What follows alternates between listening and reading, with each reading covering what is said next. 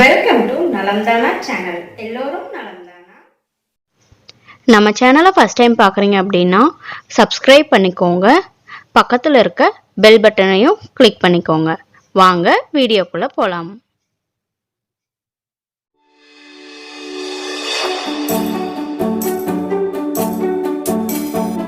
குழந்தைகளுக்கான nuts powder எப்படி பண்ணுறதுன்னு பார்க்க போகிறோம். அதுக்கு என்னென்ன பொருட்கள் நான் எடுத்து வச்சுருக்கேன்னு உங்களுக்கு காட்டுறேன். பிஸ்தா தோல் உரிச்சதே நான் வாங்கிக்கிட்டேங்க. அது உங்களுக்கு 50 கிராம் நான் எடுத்து வச்சுருக்கேன். திராட்சை 5 to 10 திராட்சை தான் எடுத்திருக்கேங்க. அண்டு முந்திரி உடச்ச முந்திரியாங்க வாங்கியிருக்கேன். அதுவும் 50 கிராம் எடுத்து வச்சுருக்கேன். இது வால்நட்டுங்க. வால்நட்டும் நான் 50 கிராம் தாங்க எடுத்திருக்கேன். அடுத்து நடக்கடலை 50 கிராம் எடுத்திருக்கேங்க. அடுத்து பாதாமும் 50 கிராம் எடுத்திருக்கேங்க. அடுத்து பொட்டுக்கடலை ஒரு 50 கிராம் எடுத்திருக்கேங்க. இது என்னன்னு பார்த்தீங்க அப்படின்னா, இது பனங்கல்கண்டுங்க. எதுக்கு நான் இந்த பனங்கல்கண்டு எடுத்து வச்சிருக்கேன் அப்படின்னா, இது எல்லாமே அரைக்கும் போது ஆயில் கன்சிஸ்டன்சி வருங்க. ஸோ இதை நம்ம இது கூட பனங்கல்கண்டை கூட ஆட் பண்ணி அரைக்கும் போது அந்த ஆயில் கன்சிஸ்டன்சி வராமல் நமக்கு பவுடராக கிடைக்குங்க. அதுக்காகத்தான் இந்த பனங்கல்கண்டு நான் எடுத்திருக்கேங்க. ஸோ இதெல்லாம் இப்போ நம்ம ஒன்றா வறுத்து எடுத்துக்கலாங்க. அப்போ தான் நமக்கு பொடி பண்ணுறதுக்கு ஈஸியாக இருக்கும். ஆற வச்சு பொடிச்சிடலாங்க. இப்போ நம்ம பேன் வச்சுட்டு அடுப்பு சிம்ல இல்லாட்டி மீடியம்ல வச்சுக்கோங்க. இப்போ நம்ம ஒவ்வொரு நட்ஸாக இதில் போட்டு வறுக்க போகிறோம். பேன் சூடாயிடுச்சுங்க.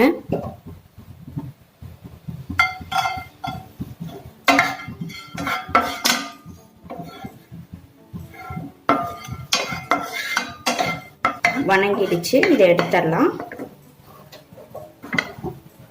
பாருங்க, இந்த ஸ்டேஜில் எடுத்துடலாம்.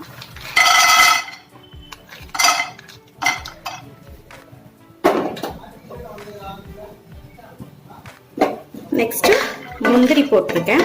முந்திரி நல்லா வறுத்துக்கலாம். இதுல ஆயில் கன்சிஸ்டன்சி நிறைய வரும். அதனால நல்லா வறுத்து எடுத்துட்டோம் அப்படின்னா நமக்கு கெட்டி ஆகாது. இது குழந்தைகளுக்கு பிரெயின் டெவலப்மெண்ட்டுக்கும் பிரெயின் ஷார்ப்னஸ்க்கும் மெமரி பவர் அதிகமாகறதுக்கும் இது ரொம்ப யூஸ்ஃபுல்லா இருக்குங்க. இந்த நட்ஸ் பவுடர் ஸோ குழந்தைகளுக்கு நல்லதுங்க ரொம்ப. அண்ட் பார்த்தீங்கன்னா இது ஹெல்த்தியான வகையில் நம்ம குழந்தைகளுக்கு வெயிட் கெயின் பண்ணலாங்க. இந்த பவுடர்ஸ் கொடுக்கும்போது என்ன நம்ம வேணால் நம்ம ஆப்பிள் பியூரியில் கொடுக்கலாம் 6 மந்த்தாக இருந்ததுன்னா. அப்புறம் எப்போ 1 இயர் குழந்தைகளுக்கு நம்ம பல்லு வந்துருச்சு அப்படிங்கும்போது இதுவே சின்ன சின்ன பீசஸாக வெட்டி கொடுக்கலாம். ரொம்ப கருகிடக்கூடாதுங்க. எல்லாமே நார்மலாக செவந்து வந்தால் போதும். கருகுச்சுன்னா டேஸ்ட் மாறிடும். குழந்தைகளுக்கு அது பிடிக்காம போயிடும். நம்ம அடுப்பு மீடியம் ஃப்ளேமில் வச்சுட்டு இதை வணக்கணும்.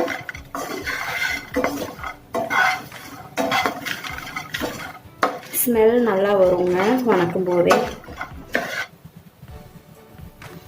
ஸோ இந்த ஸ்டேஜ் வந்ததும் நம்ம எடுத்துடலாங்க. அடுத்து பொட்டுக்கடலை போட்டுக்கலாம்.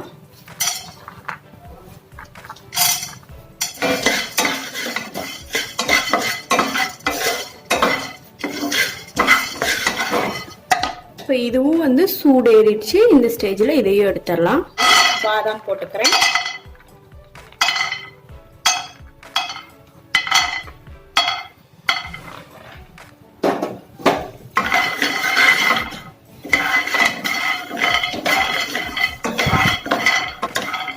கருகிடக்கூடாதுங்க.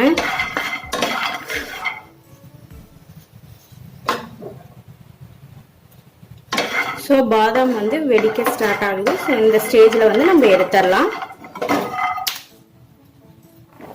அடுத்தது பிஸ்தா போட்டுடலாம்.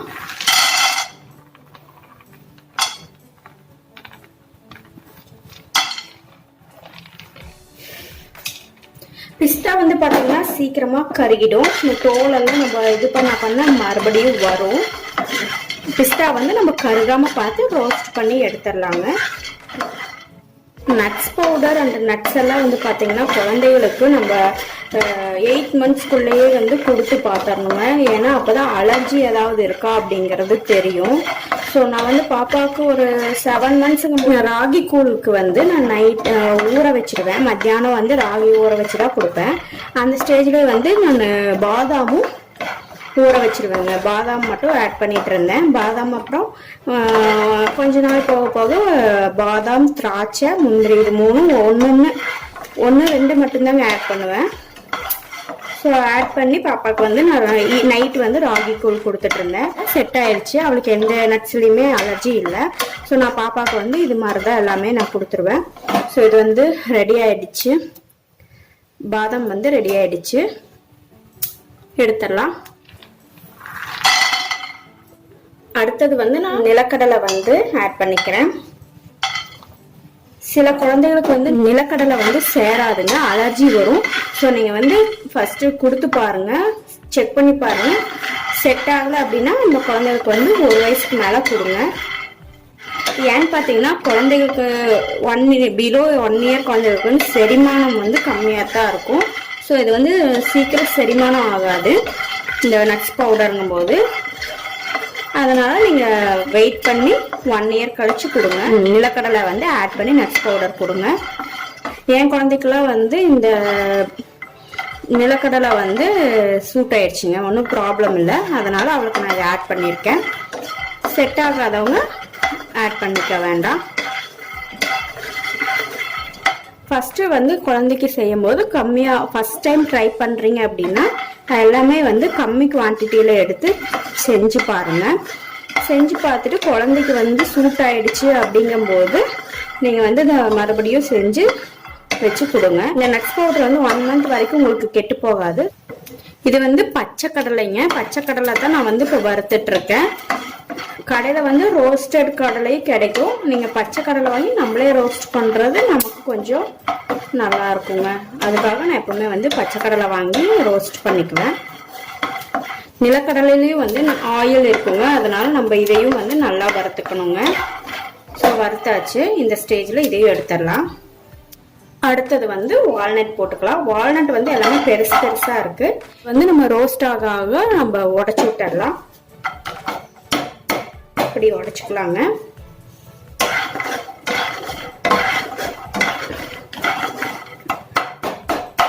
இது வந்து சீக்கிரம் ரோஸ்ட் ஆயிடும். இந்த மாதிரி உடைச்சு விட்டுட்டோம்னா பொடி பண்ணும்போது ஈஸியா இருக்குங்க.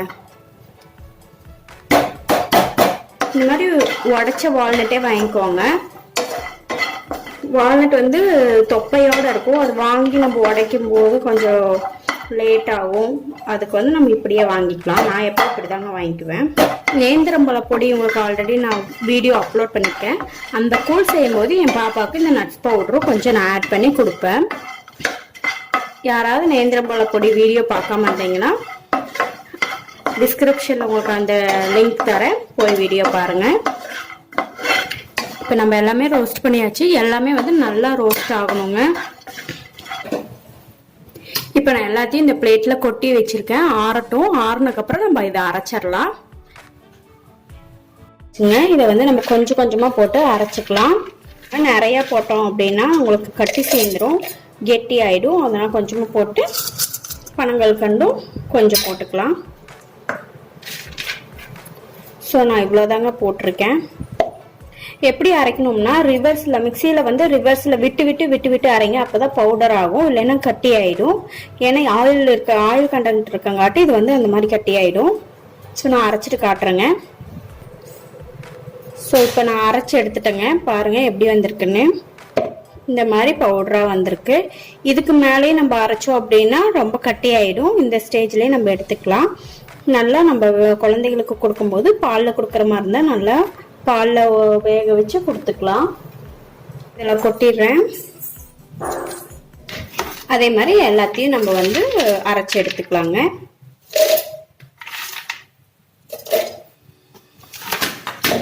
நான் கொஞ்சம் கொஞ்சமாக தான் போடுறேன். இப்போ வந்து நம்ம அரைச்ச நட்ஸ் பவுடர் ரெடி ஆயிடுச்சுங்க. நான் எல்லாமே அரைச்சி எடுத்துட்டேங்க. இப்படிதான் இருக்குங்க நட்ஸ் பவுடர். ஸோ உங்களுக்கு தெரியுதா அந்த பவுடர் கன்சிஸ்டன்சி உங்களுக்கு தெரியுதுங்களா? கொஞ்சம் கொஞ்சம் சின்ன சின்ன கட்டிகள் இருக்கும். அது நம்ம இப்படி உடச்சி விட்டுடலாம். ஏன்னா அது ஆயில் கண்டென்ட் இருக்கிறங்காட்டி அப்படி ஆகுதுங்க, வேற ஒன்றும் இல்லை. இந்த கட்டிகளை வந்து ஸ்பூன்லேயே உடச்சி விட்ருங்க, கை வைக்க வேண்டாம். ஸோ இது வந்து நீங்கள் ஏர்டைட் கண்டெய்னரில் போட்டு ஸ்டோர் பண்ணிக்கோங்க. 1 மந்த் வரைக்கும் உங்களுக்கு இது கெடாது. ஓகே, இந்த வீடியோ உங்களுக்கு பிடிச்சிருந்தா நம்ம சேனலை சப்ஸ்கிரைப் பண்ணிக்கோங்க. பக்கத்தில் இருக்க பெல் பட்டனையும் கிளிக் பண்ணிக்கோங்க. லைக் பண்ணுங்கள், ஷேர் பண்ணுங்கள், கமெண்ட் பண்ணுங்கள். தேங்க்யூ.